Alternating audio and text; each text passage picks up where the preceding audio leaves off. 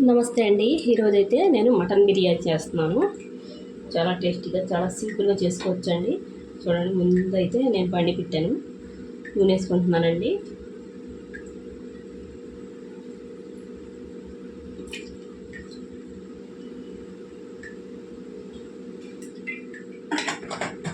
నూనె కొద్దిగా పడద్దండి, బిర్యానీ కదండి. నేనైతే కేజీ బియ్యానికి, బాస్మతి బియ్యానికి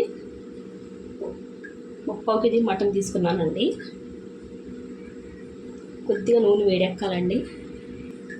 చూడండి, హోల్ గరం మసాలా అండి, లవంగాలు, చెక్క, జాపత్రి, అనాస పువ్వు, యాలకులు అండి వేసుకుందాం.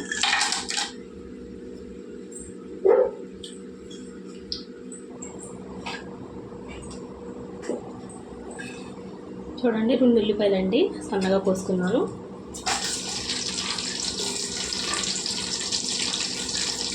ఒక 6 పచ్చిమిరపకాయలండి.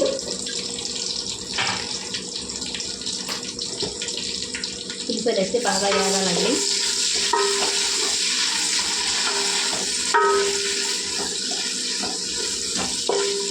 మాంసం అయితే ఆట మాంసం నేను ముందే వండుకొని పెట్టుకున్నానండి. కుర్మా కింద కుర్మా ఎలా వండాలో ఇక కావాలంటే కామెంట్ చేస్తే నేను మళ్ళీ పెడతానండి. కుర్మా వేగాలండి ఉల్లిపాయలు అయితే బాగాని. చూడండి, కొద్దిగా వేగాయి కదా, ఇంకొద్దిగా వేగాలండి ఉల్లిపాయలు, ఎర్రగా వేగాలి. వీడియో చేయడం మర్చిపోయానండి, మసాలా వేసాను.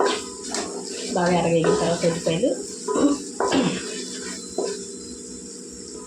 పచ్చిమిరపకాయలు అండి ఒక 7 వేసుకున్నాను. ఇవి కొద్దిగా వేగాలండి, మసాలా అయితే వేసుకుందాం. చూడండి, మసాలా అయితే ఎర్రగేగింది. మనం ఇందులో కొత్తిమీర వేసుకుందామండి.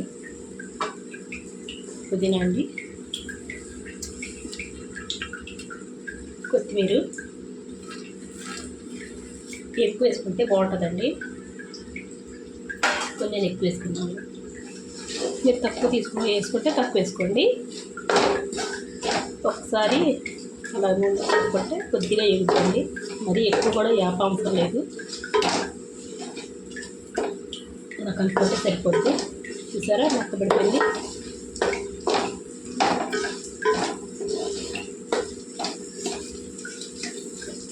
ఇప్పుడైతే మనం నీళ్ళు వేసుకుందామండి. కేజీకి కేజీన్నరండి.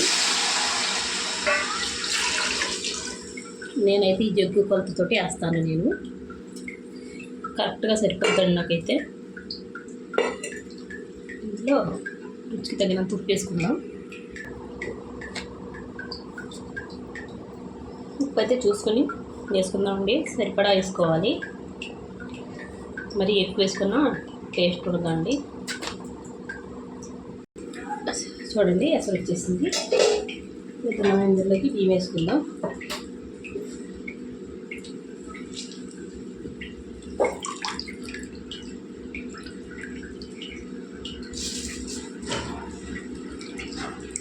నేనైతే ఒక అరగంట ముందు నానబెట్టుకున్నానండి బియ్యం.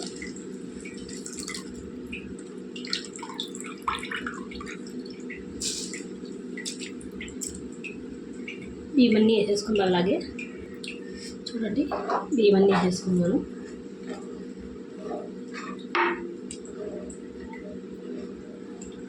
మూత పెట్టి ఉడకనిద్దామండి. చూడండి, ఇలా ఉడికింది కదండి. ఈ టైంలో మనం ఇందులోకి మటన్ వేసుకోవాలండి. చూసారు కదా, మటన్ ఇలా వండుకొని పెట్టుకున్నాను. ఇదంతా వేసుకొని మనం కలిపేసుకుందాం. ఇలాగ పెరుగు, పచ్చిమిరపకాయలు, మసాలా, కారం, ఉప్పు, పసుపు అన్నీ వేసుకొని బాగా మెత్తగా వండి పెట్టుకున్నానండి. ఇది వేసేసుకుందాం ఇప్పుడైతే.